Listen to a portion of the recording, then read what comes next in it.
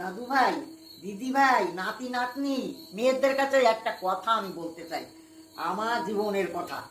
আমি ভাত খাচ্ছি মাংস দিয়ে, খেতে খেতে আমার 3-4টে দাঁত ভাঙিয়ে চলে গেল পেটের মধ্যে। পেটের মধ্যে চলে গেল। আজ চলে গেলে তারপরে পেটে গোল বাথান আছে না, ওই গোল বাথানে যাইয়ে জমা হলো সব দাঁত।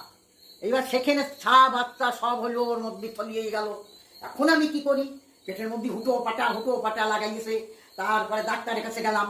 ডাক্তার দিয়ে কয়, ওরে বাবা, এখন পেট কাটতে হবে, পেট না কাটলে বের করা যাবে না। কি করব?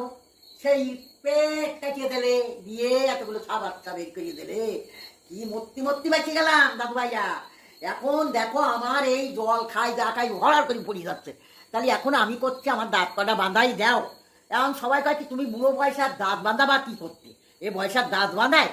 তাহলে আমার কচি নাতনিরা সবার সামনে আমি একটু দাঁত বাঁধাই বেড়াবো না? হাঁ করে এই দেখো রয়েছি। কি করবো?